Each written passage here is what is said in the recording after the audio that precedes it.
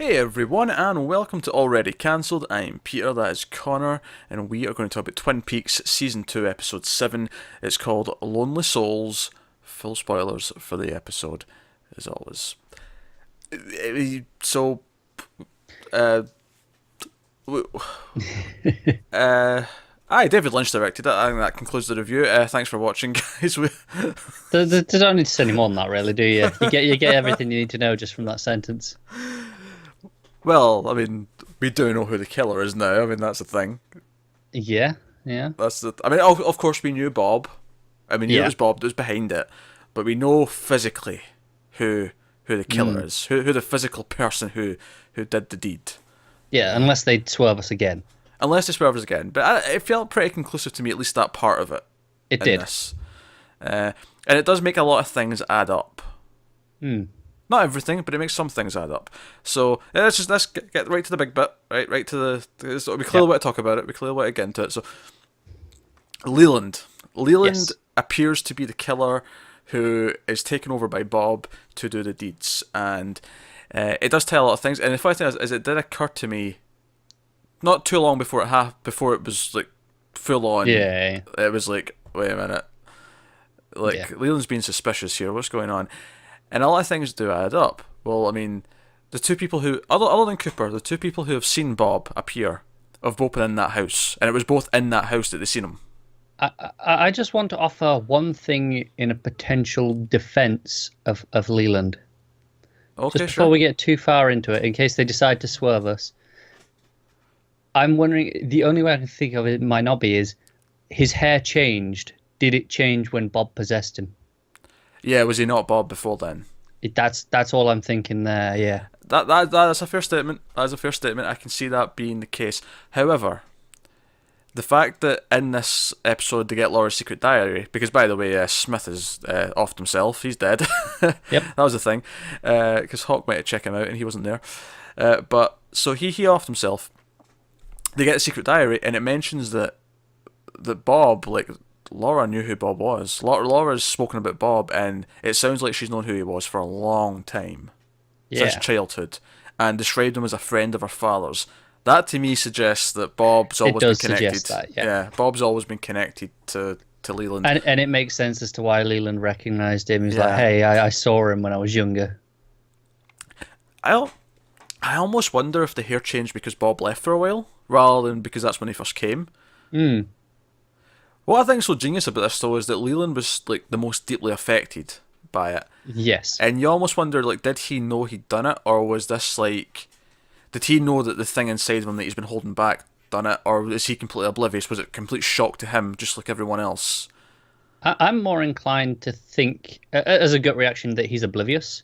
Mm-hmm. Because why would he have gone to the police and gone, hey, I Sure. recognize this guy? And he, like you say, he was genuinely distraught. There's no way he was faking that. Yeah. Oh no, sure. I think that's just questions that need to be asked. Questions that Yeah. obviously we need to ask after this. Right before though, so his wife Sarah, Laura's mother, she's in like complete disarray. She's like crawling down the stairs. She's in pain, and we know she kind of has the gift as well because she's seen him.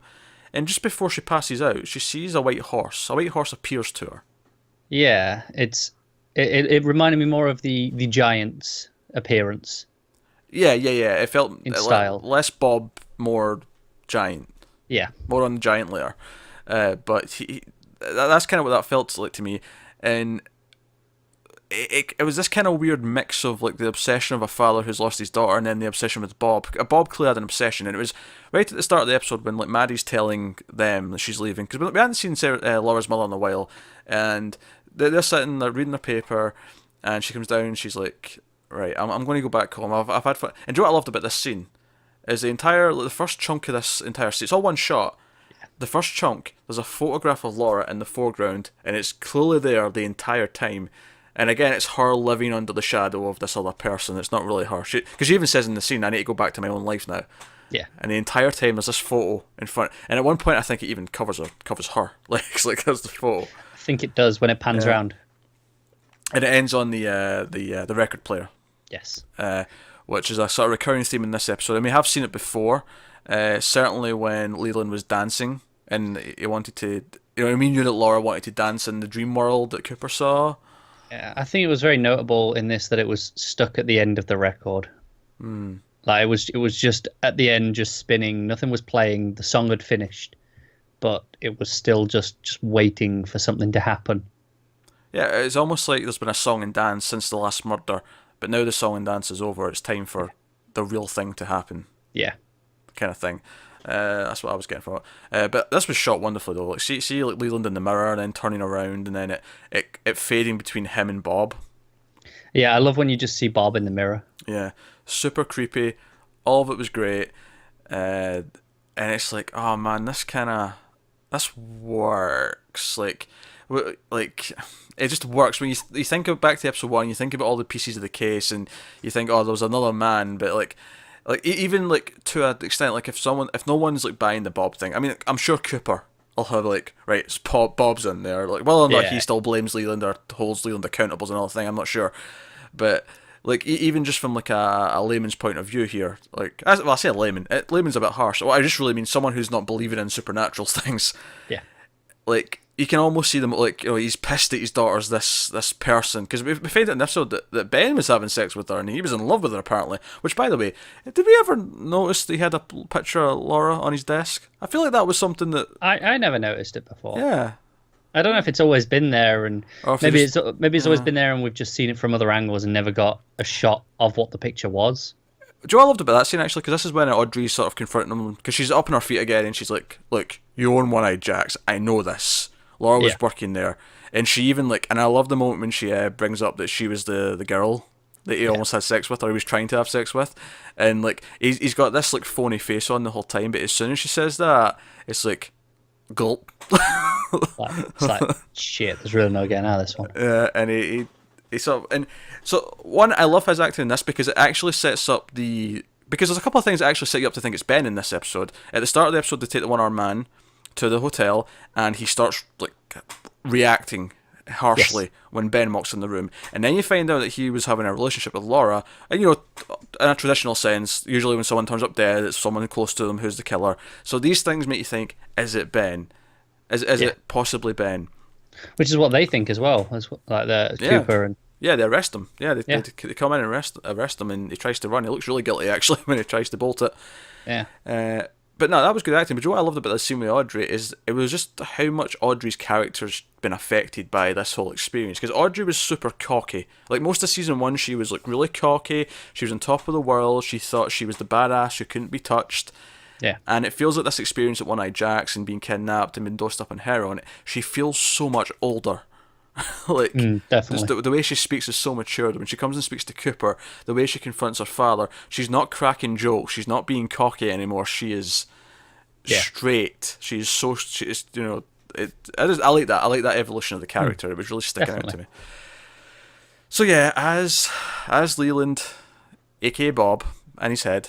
So Bob's in control, puts on gloves, and comes after Maddy, who of course looks like Laura.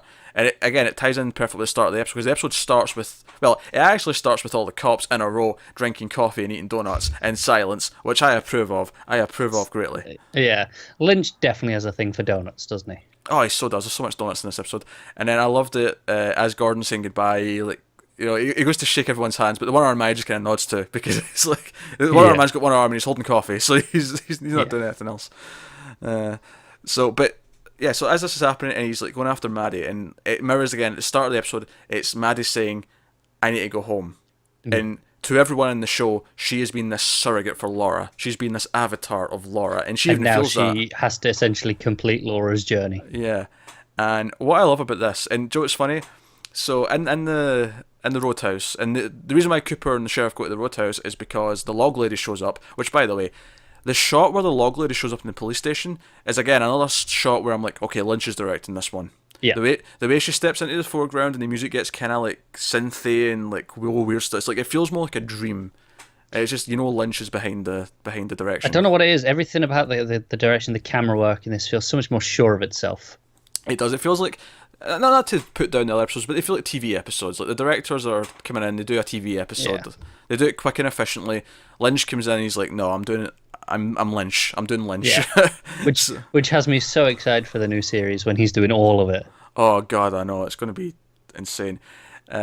And one of the things that's got me even more excited about the new series now, actually, is the poster. The 2 posters for the new season at the top say "It is happening again," which after this episode It means something now, doesn't means it? so much. Because on its own, it meant enough. It was like, yeah, it's happening again 25 years later. But in this episode, of course, they go to the roadhouse, and the log lady's all, "There's owls at the roadhouse." And remember the giant said, the owls are not what they seem. Yeah. However, the log lady's scared of the owls, and she's all, the owls can't hear us in here at her house. So let's just keep all these owl things in mind. So they go to the roadhouse, and I was positive, like, when it cuts to the bar for a split second, I was like, was that the old guy who was, like, giving them the thumbs up in the first episode before the giant appeared? Like, from behind, I was like, I'm pretty sure, because he's wearing the same thing. And I'm like, I'm pretty sure that's him. And meanwhile, Donna and James are over there, and Donna's getting upset because she kind of caused Harold to commit suicide. as you do. And so all this is going on, and they come in and they enjoy music, and again, red curtains, all red dress. Yeah. It's very reminiscent, isn't it? Yeah, of that red room and the other things of red that we've had throughout the show. And the song's very hypnotic. Again, very Lynchian. You're just sort of drawn into the song. And we're drawn into the song so much that eventually everyone else kind of pauses, essentially. And the giant appears on stage with the same sort of spotlight kind of thing that happened before when he appeared. Yep. And all he says is that it's happening again. And as he says that, it's when it cuts to Leland putting on the gloves and being all sinister, and it's like, oh man, you know what's happening, like, and you hear Maddy like say something, and she comes downstairs like, oh shit, this poor actress is just going to die over and over again at this point. Do you know what I really like about this bit as well? Once it cuts away to Leland and that house in general, I don't think it leaves it again until after the events have all happened. No, it stays there. Yeah, you're right, and it's but it keeps cutting between the sort of the Bob, and whenever it goes to Bob, it turns to a very similar spotlight almost on them, like the giant. Which, because we said before that we don't think the giant, if whether it's an alien or something else, we think it's something warning from beyond, and it's not from the same place as Mike and Bob.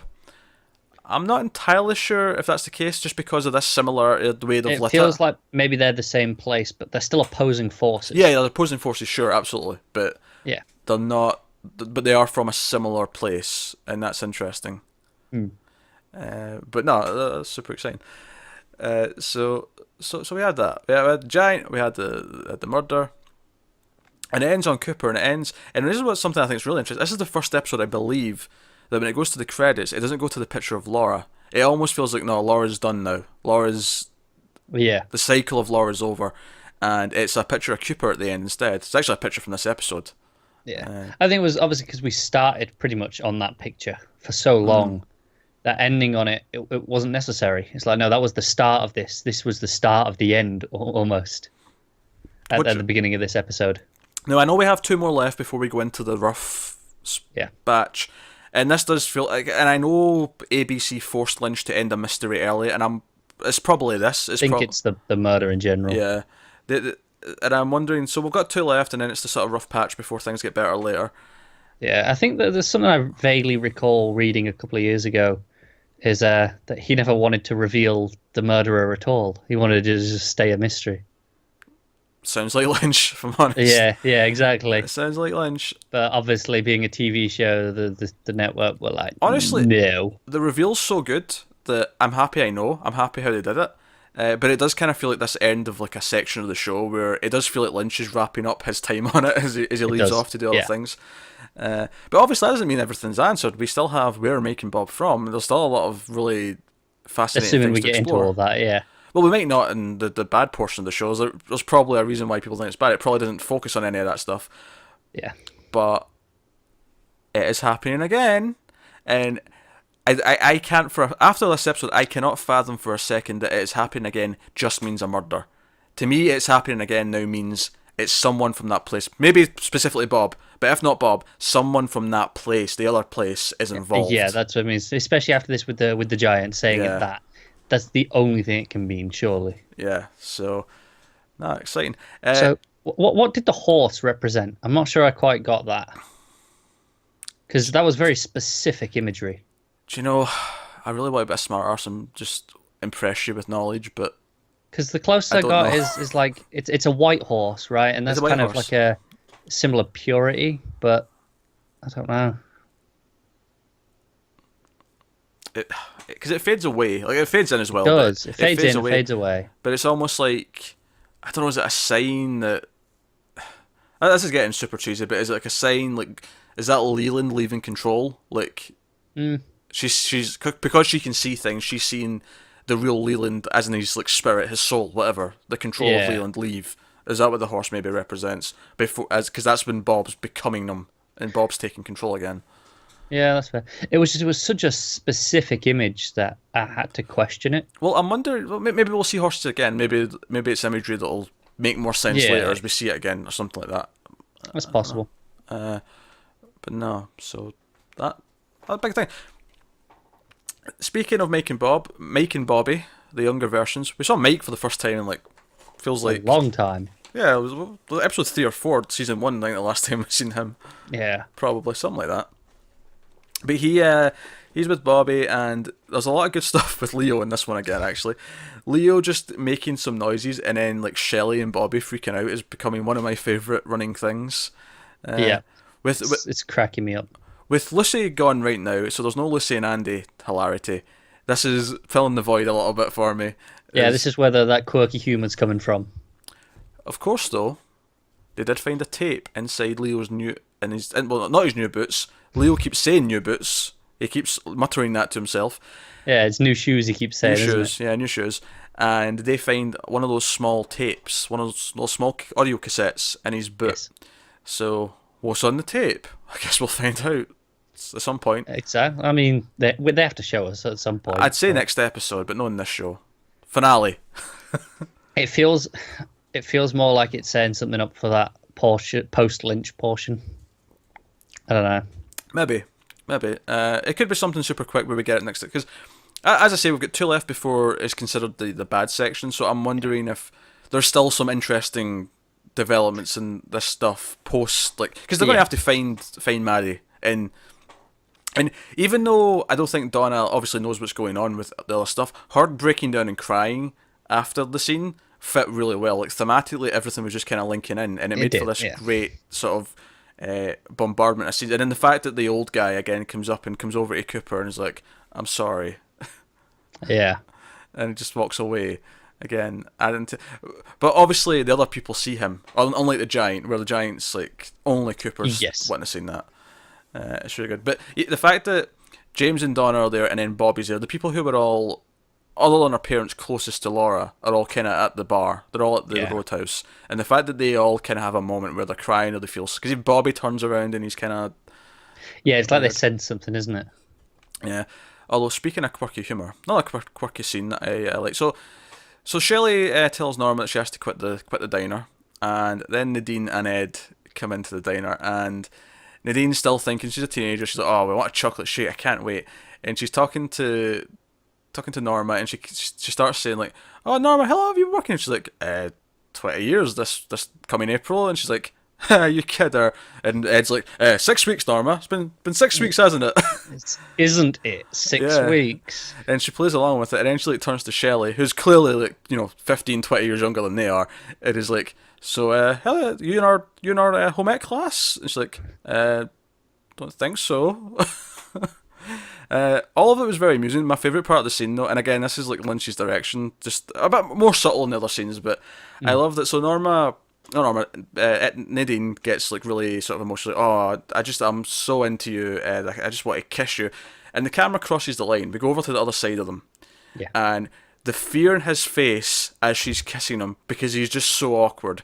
And when she breaks away, and we're still on that side of the side of the line where it's the opposite way around, and he's sort of looking over his shoulder,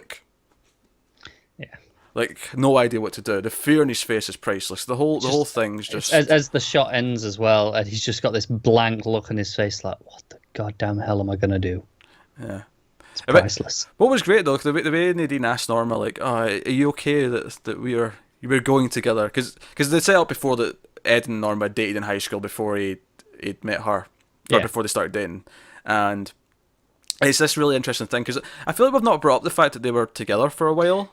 Yeah, pretty much since Nadine tried to kill herself and went into all that, it hasn't been mentioned, I don't think. Yeah. It was a really nice way to bring it up again, actually, because it was awkward, but it was also funny, but it was also kind of sweet. Where like Norma's, this is awkward, and I do really like it, but this is so bad for her. Like there was such a mix of different emotions playing in the scene that it all kind of concocted to make a nice little cocktail of just Did it did. like just events happening. Yes. Like, it's hard to with a lot of Lynch, it's hard to kind of pinpoint the exact language to use to describe what's going on. But Yeah. And they also decided to remind us of Nadine's newfound strength. oh yes, yes, she breaks the glass with her hand. Yeah, obviously it's been a couple of episodes since we saw her do the fridge door, whatever it was there. Yeah, and this is actually what inspires her to go in for a kiss. She gets so excited that she's like, "Oh, I've cut myself." And what's really icky about it is you see the blood mixing with the ice cream and stuff, like Yeah, on the no one wants milkshake. that. Oh, it's disgusting. But this gets her going. It does.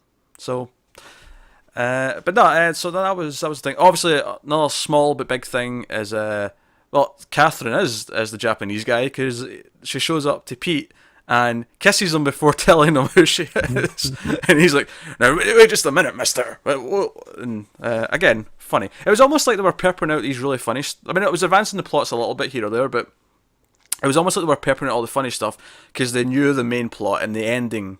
There's all the stuff with Audrey and Ben, and then ultimately the ending with Leland and the giant and all that stuff, and the emotion of because the last 5-10 minutes are really emotional. It almost felt like they were like, right, let's give them an easier time throughout the rest of the episode. It was like they took the time to remind us of where everyone was. Like they were like, "Oh, hey, this is Catherine," So just that's advancement in itself. But then it was like, "Oh, Nadine's still here. She's still in this position. She's got the strength," and it was just reminding us this is where everyone is just around before we go into this event, so that when we come back after it, we know what the mindset is of everyone. Yeah. Ultimately, to sort of wrap back round to the big thing again, I actually really like the reveal. Like, I like who it is. Yeah. To me, it kind of clicked. It wasn't super obvious. I mean, I think in a cynical way you could say it was obvious if you really think about who would be shocking, and you think, okay, he would be shocking. But I think it just clicks in like every way, especially given that he talked about because he talked about how they were in this house like 2 doors over, but whenever Hawk investigated it, there was no evidence that anyone lived there. Kind of like things were there, and they didn't add up, and it kind of all. This was someone that he had been seeing from a young age before he even ever had Laura. Like this was something in his childhood where he started seeing Bob at a young age. Do you know what I do like about it though? Because obviously Laura had the gift, and she always saw Bob. She would never have seen it as a father when he was like that. Yeah.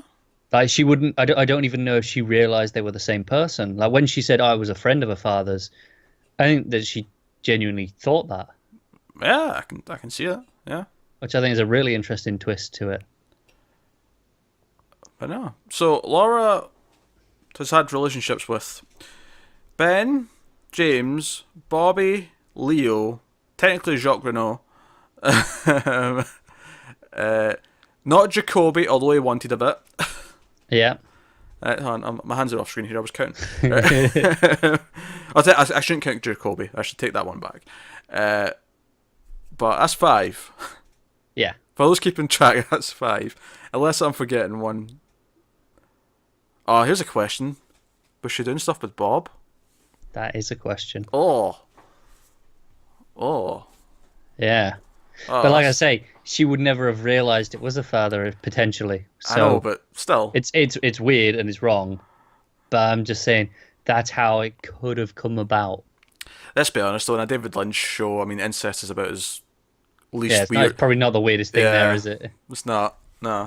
It's about as straightforward as you get in a David Lynch show, I think. It is. My question is, obviously, there was before all this went down with Laura, there was the other murder. That Cooper knew about. The letter. Which is actually worth bigging out. He does put a letter in her nail after because by the way, I didn't actually even mention it, but the actual he dances, he punches her a couple of times, and she's bleeding, and he starts dancing with her. She's sort of limp. The same dancing that we've seen him do multiple times. Yeah, the dance we've seen in the other place, the dance we've seen him do himself, and he wanted to. When he's holding the phone, it's like she wants to dance, and that was the same episode as that. And then later, when he tried to dance with other people, he wanted to do that dance. Yeah. does that dance with her, and at the end he just punches her to death. It's really brutal, actually. Yeah, and It's he very rams visceral. her face into the picture frame. Yeah, and I need to look up what he says exactly when he just as he does it, because he says he's going to send her somewhere. Yeah, it's really brutal though. Yeah, it is really brutal, and I actually like that. I mean, that's something a bit sick maybe, but I like how visceral it is. It's very. Yeah, you really feel it as it's happening. It The doesn't feel like horror of it. It doesn't feel like a cheap TV death. It feels like no, this is horrifying. Yeah, you're right. That's a good word for it. And that's good. But he puts a letter. He gets on a little letter and puts it on her nail, as Laura had, as the other victim did from before. Right. So then my question is, the other victim that was seemingly unrelated, at least at this point, was that still Leland, or was that Bob in someone else? Although it's made me think of another question. That's a good question. Don't get me wrong. Uh-huh. Good question, and it's something that we might get either later on the show or in the movie, because I know the movie's at least part prequel, if not entirely prequel. Yeah. Did the person they kill look like Laura? Admittedly, Cooper would have mentioned that probably, because he's seen both bodies, so maybe not. Well, they didn't all look like Laura. I mean, the other one, the second girl, did she look that much like Laura? Renette Pulaski. Yeah. No, she didn't, to be fair. But he also didn't bother finishing the job with her. He didn't really care about her. That's true. Just sort of left her. That's true. But like I say, I feel Cooper would have noticed. That's something that's that true. it's notable, isn't it? That this killer has a type. We've debunked it within like 30 seconds of me saying it, but it was just a thought. I was like, Yeah. I was just thinking, like, in the if that's in the movie, say in Fire Walk with Me, is it the same actress again playing the victim? It wouldn't surprise me if she is, though, if they just like change her a little bit. But it's like, oh no, even if she didn't look exactly like her, the core personality, the core person was in there, and that's why. Yeah, that would make sense. I'm looking forward to that. I'm looking forward to finding out who that victim was, and if we get more of that. Some answers. Yeah, I'm Well, looking I forward say to that. This is a Lynch movie. Are we really going to get answers? More than what we've got now. Yeah, but we'll probably get more questions as well. I wouldn't have it any other way. That has been episode 7 of Twin Peaks, season 2. We'll be back sometime midweek, probably Thursday-ish, with the next episode. So thanks very much for watching. Like and subscribe and all that stuff helps us out a lot. Get us on Twitter at mailed_fuzz for channel updates. Individual Twitters are on the screen for everyday ramblings. But that's us, guys. So thanks for watching, and we'll see you next time.